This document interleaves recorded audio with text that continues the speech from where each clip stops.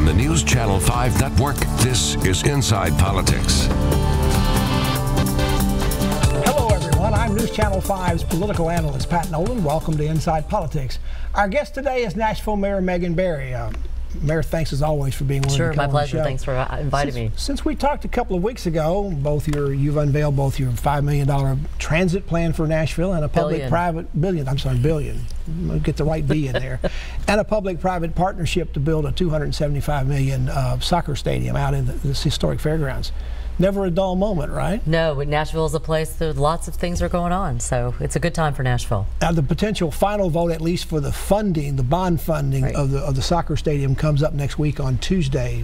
Do you have the votes to pass it in the council? And since it's a resolution, does this take a simple majority or 21 votes? Well, we've been working with council members, and I think that vote on Tuesday is really critical, and I think it will be a chance for the council to say that we are for soccer and we want soccer in our city. And we've been working with council members. We've heard some of their concerns. I mean, I was on the council.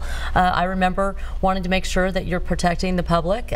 You said the public-private partnership. This is actually more private than public. I know you've been emphasizing absolutely that. And I think even from the folks that are opposed to this plan, they think it is probably one of the most and best well-structured plans that we've done like this. So I think, you know, council's coming along. We keep having those conversations. But you know how the council feels because you've been in it. Usually when one of these projects comes along, and there may be a little of this with transit, it's always comes up there with its hair on fire and we have to vote now, and maybe you don't have as much time or as much flexibility to amend it, and that always makes council members frustrated, at least. Well, you know, I think that we've been able to take some pretty good time over the last several weeks to bring the soccer conversation to them, and we've had frank conversations about what they like. We yesterday sent out some amendments after having listened to the public and to council members, and I think we're in a good place.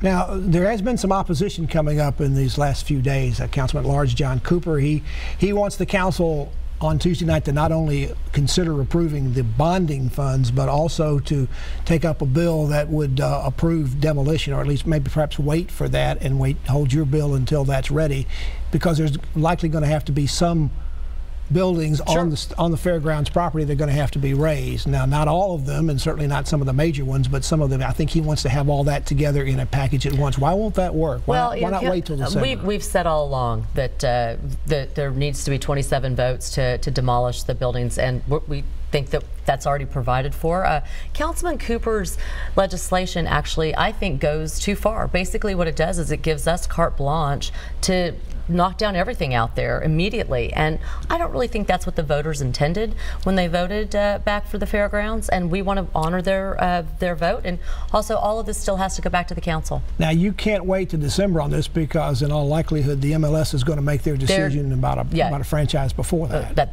That's exactly right. We have to vote on this on Tuesday, and I really believe that the public is absolutely out there and in support, and I think the council will be there too. Now, another sticking point has been 10 acres of the lease with the developers that would allow the developers to do a mixed-use development out there. Now, this kind of came up, at least in terms of public notice, at the last minute. Why did it happen that way? That sort of raises some questions about transparency. Well, again, you know, this has always been part of the conversations, and I think we have been transparent about this. The 10 acres out there is a way to activate this site, and it's an important part of what the ownership wants and needs, and I think it's a great opportunity for us to put some affordable housing out there. And workforce housing, affordable housing, we talk all the time in Nashville that we need to see more of that. This is an opportunity to do that. Now, this plan as it comes up, again, are you going to have some amendments to make councilmen feel better about this 10-acre lease, this particular part of the lease? Are there some things you can do to make them feel better about that, or are they just going to have to vote that up or down along with the rest of the project? Well, the resolution is actually about the bonds. So, you know, I think we've had some frank conversations with the council members about what that 10 acres means, and we think that we're getting them to a place where they're going to feel comfortable about it. In terms of communication about the 10 acres, I know this is the developer's project part of it, but do you wish this was handled a little bit better, communicated better? Because a lot of people do kind of feel like they got maybe not ambushed, but they didn't realize this was part of it, and they consider it maybe not as important as the soccer stadium, but pretty important. Well, you know, for the ownership team and for activating this site and for MLS, it is important to look at what is also around a soccer stadium. So that 10 acres gives us a chance to put some retail out there to make it a much more active site, which is good for the whole fairgrounds. And I think that, you know, when we talk about putting some retail out there and some housing, it's a good thing. And you know, I think that we have been pretty open about what this deal has looked like. It's been evolving, and every step of the way as it's evolved, we've kept the council in the loop and heard their concerns, and I think we've tried to address them.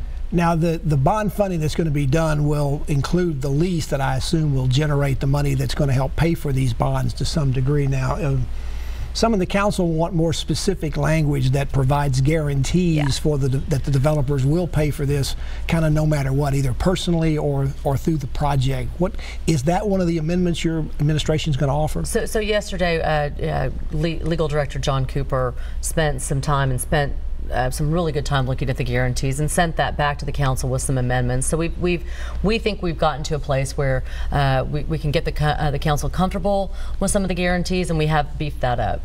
So you believe you now have enough amendments on there that you'll probably be okay to get the bonding resolution through? And again, is this going to take resolutions normally in the council can pass by a simple majority. It doesn't have to get 21 votes.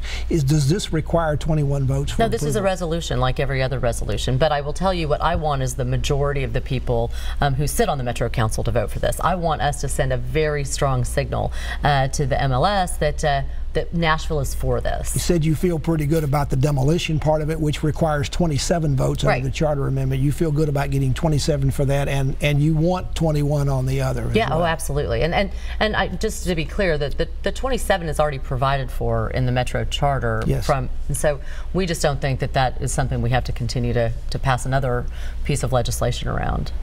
But you'll have to get the council to approve that. Yeah, and the council will be involved in every step as we go through and say this needs to happen here and this needs to happen there. And there's other legislation that will have to go back through the council, though, once the MLS, if we are fortunate enough to get the franchise. Yeah, this is just for the bonds, and once we'll have many more opportunities to talk about what buildings have to be demolished and all of that with the council. Nashville Mayor Megan Barry is our guest on Inside Politics. We'll be back to continue our conversation, and of course we'll be talking transit. Back after this message. Of course we will.